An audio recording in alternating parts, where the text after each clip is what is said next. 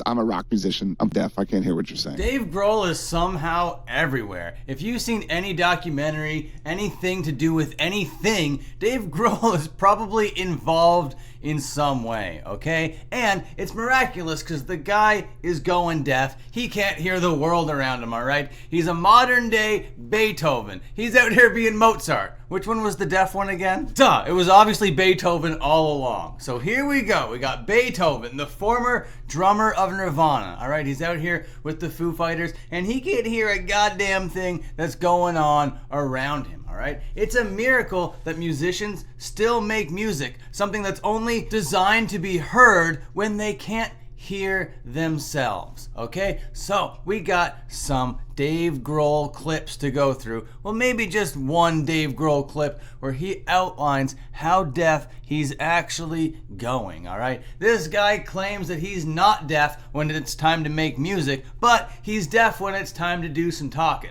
So we'll see how all of that makes sense once it comes out of the face of Dave Grohl himself. Hey, how's it going? My name is Dan Frampton. I am the internet's most ruthless gatekeeper, and today I'm here to gatekeep hearing loss the way that Beethoven intended. If it's your first time here, hit that subscribe button. If you've watched a couple videos but haven't hit a subscribe button yet, go ahead. Now's a great time to do it. And with all that being said, let's throw it to the Howard Stern Show, unfortunately, to hear from Dave Grohl himself. Now, before we get going, I do want to have a little bit of trigger warnings out there. There is some Taylor Hawkins in this clip, okay? Like, I still don't think that I've emotionally processed it all, but anyway, we're going to try to power through this clip and hear what Dave Grohl has to say about his hearing loss. Is this guy just coping? How is this guy going to be like, no, I'm a musician that can't hear? How is this going to make sense coming from Dave Grohl? Now, I don't actually think his hearing is crystal clear. This guy's been on stages forever. There's definitely got to be a little bit of damage there. But he's out here listening to Howard Stern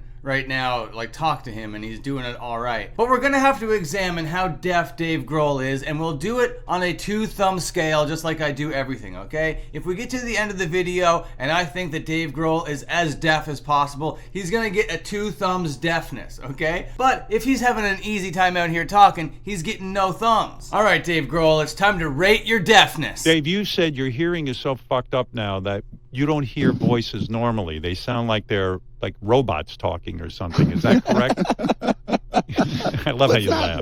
It's like Peanuts. It's all. Okay, so right away he's claiming that it's not that bad. You know, it isn't like robots or Peanuts. They're making little bits of jokes about it. They're like, no, it's not that bad, all right? I can hear just fine. I'm hearing you make this joke right now, Howard Stern. Have you been to a doctor? I have not been to an ear doctor. Actually, I did go to an ear doctor recently just to get him cleaned out. That was a fucking mess. But I haven't had him tested in a long time. I mean, I know what they're going to say. You have hearing damage. Right. You know what they're going to say, Dave Grohl, but they might have some things that are going to, like, help you. These doctors might provide you with, like, tips and tricks to not go 100% deaf. They might be able to find ways to curb it from here. They might even be able to find ways to repair it from here. Tinnitus in your left ear, more so than your right ear. Like, my left ear is kind of worse than my right because... Man, I just love shaking off tinnitus. It's like, yeah, I got a little bit of tinnitus over here, a little bit of ringing over there. It's a little bit worse over here than it is over here. You hear him just like coping right now after him just saying that his hearing is fine. And I was just like, oh yeah, there's like this nonstop ringing that I have to deal with every day. Because of my snare drum and my stage monitor when I played the drums. But, you know, I've tried the ear monitor thing before a long time ago. And the problem that I have with it is it removes you from the natural atmosphere sound. Like, I do see that. That would be a reason why I wouldn't use them either. It feels like you're just like plugging into like this weird like digital soundscape thing, and you want to feel like you're on stage with your band. Like, I totally understand that for sure. But just because you prefer that and are describing it very eloquently isn't going to make the person that you're describing it to go, oh, okay, so it's okay that you're going deaf then. That's fine. We care about you, Dave. We want what's best for you. I want to hear the audience like in front of me, and I want to be able to turn around and hear Taylor right there, and then go over here and hear Pat, and go over here and hear Chris and stuff like that. It messes with your spatial I can't even understanding of where you are on stage. And so that much, yeah, he's 100% right. It's true. It kind of like locks you into this thing. And a lot of reasons why people use these in-ear monitors is so they can monitor their own voice. It is so they can monitor the levels of everything going on around them. It is so they can like feel like they're in a studio type setting when they're actually live. It's a way to kind of lock into the click, a way to kind of lock into everybody around you. So a lot of artists feel like they need it. They use it as kind of like a crutch, you know? So it's actually so old school and so awesome that Dave goes up there, nah, I don't need no monitors, man. I'm just gonna go up there and play some rock and roll music with my band. I love it. But you know, that being said, I've had the same monitor guy, the guy that mixes my monitors, for 31 years. I mean, the guy is like, he's in my head. I don't know if I could criticize Dave Grohl, because I think I would do the same thing. I wouldn't go to a doctor if I had this going on. If I knew what was working for me, I would just keep doing it. If I had a sound guy that was working with my monitors and with my brain for 31 years, I'd be like, nah, I'm good. I'm just going to keep going with this.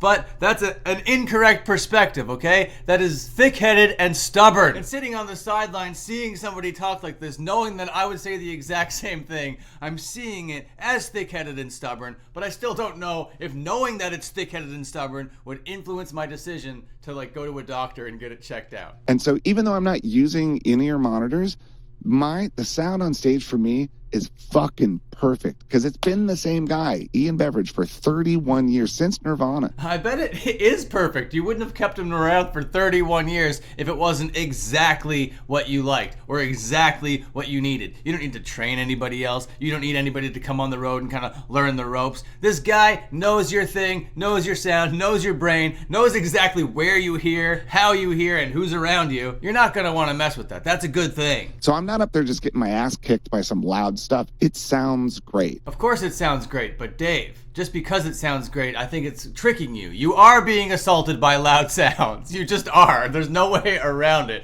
Yes, it's not atrocious sounding, and it sounds beautifully mixed and stuff like that, but it's still decibels, extremely loud decibels, going into your ear and like shaking around your eardrums or whatever it does to damage the hearing. It's still doing the thing.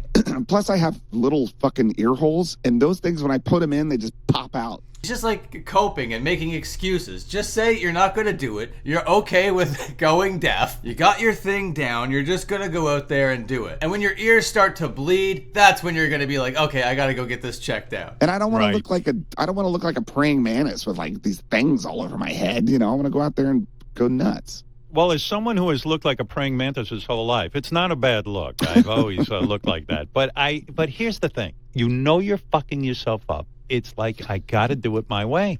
Yeah, I mean, I figure that we've been playing shows like this for so long. There's not much I want to change. Yeah, exactly. I would be right there with them. If like, you got something down that you could just like reliably, you know, hit the road and go do this thing. You got your whole thing. I wouldn't want to mess with that either. You know what I mean? If you mess with like a good thing like that, who knows how that house of cards is going to fall. But then being a musician and having this like little superstition thing in the back of your head, it might prevent you from doing what normal people would do, which would be go get that checked out. You know, I kind of get it, but once the hearing goes forever, Dave, I don't know if the Foo Fighters can continue being the Foo Fighters. And to be honest, when we go in to make a record and we're mixing an album, dude, I can hear the slightest little things. Like my ears are still tuned in to certain frequencies, and if I hear... This is him coping. He's trying to like convince himself that his ears are still good around music, and he's trying to tell us, don't worry about my hearing in real life. When I'm around music,